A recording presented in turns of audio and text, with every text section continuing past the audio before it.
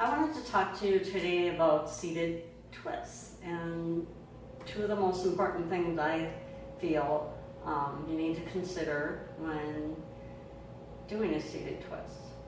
So first I want to kind of explain and have you even feel where your pelvis is.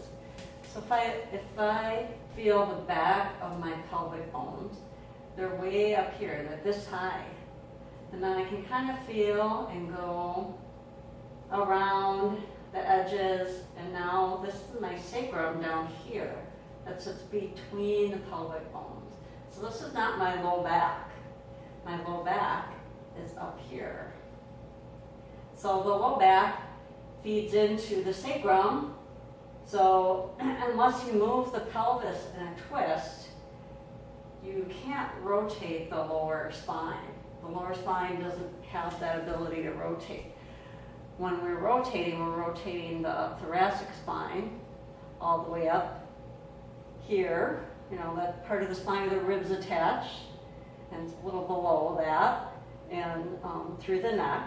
So that's where the rotation is. So in a twist, the two most important things are shifting the pelvis, so actually drawing one hip back, and keeping the spine nice and elevated. So kind of supporting the spine with our abdominals. So keeping length in the spine, so we create enough space in the disc, between the discs, that we don't feel that crunchy compression, any pain in the spine, especially the low back. And usually we feel pain maybe in the low back in a twist just because we aren't taking that time to shift our pelvis. And we're trying to pull our body into the twist from the upper body. So the twist should actually be coming from the lower body, the shifting of the pelvis and extension of the spine, using those deep muscles around the spine and the abdominal muscles to create lift. And from that space of feeling lifted up, you can easily rotate. You don't feel that compression in your spine. So I'm going to do and kind of give you a little example of what that looks like in a chair and on the mat.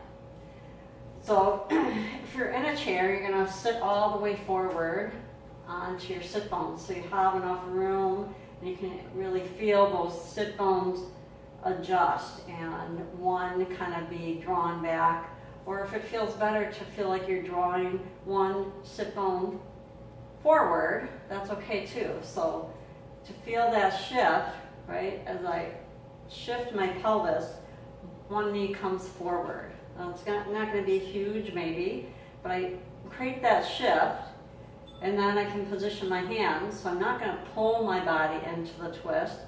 I'm going to extend my spine, so kind of draw down into my feet, feel the big toe mound, the little toe mound, the heel, kind of feel the arches, feel the sit bones on the chair, draw the spine into that extension, and maybe I just stay here and settle and breathe. And now on the exhale, I can feel that rotation in the thoracic spine.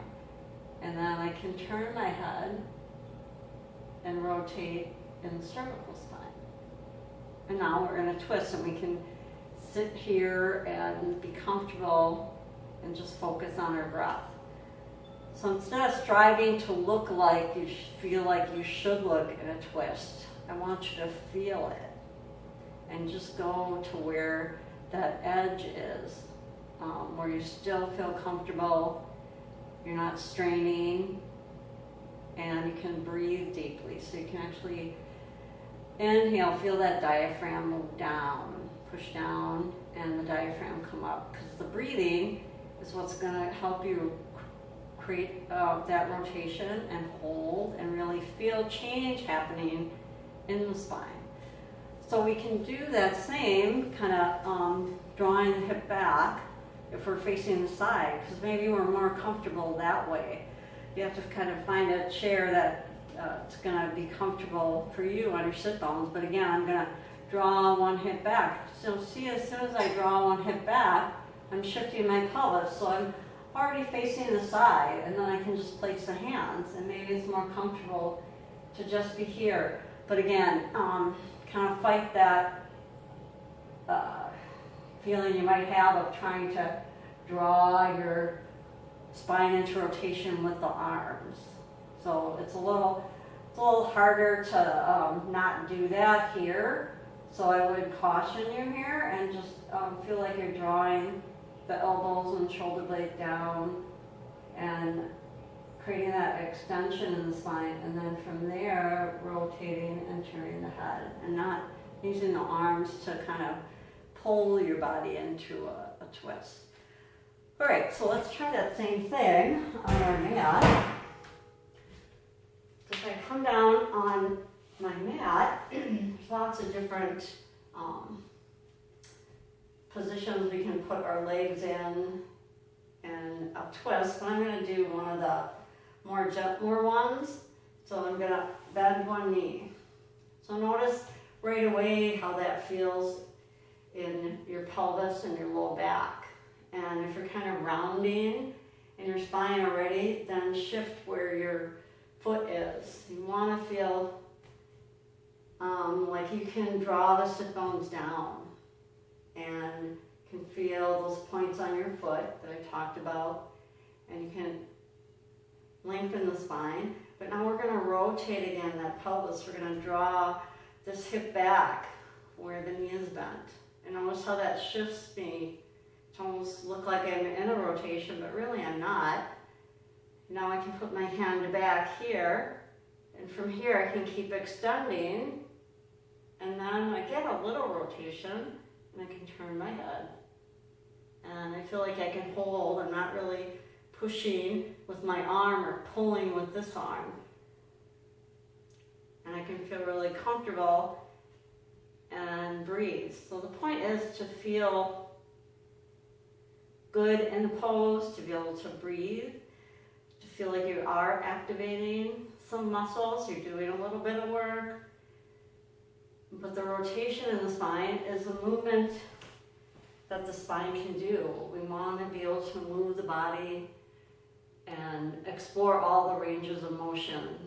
And the spine can rotate, so we want to be able to do that to keep the spine healthy and mobile. Because we do twist a lot in our everyday life, even if it's for a little bit and then picking something up. If we kind of map how we organize the body to move into a twist in yoga, we can play that out in real life and safely twist and strengthen those muscles so that when we do twist in everyday life, it feels really good and we are strong, we get stronger. So hopefully this was helpful. Just keep those two things in mind when you're practicing twists at home or in classes. So let me know if this was helpful for you, and have a great day. So now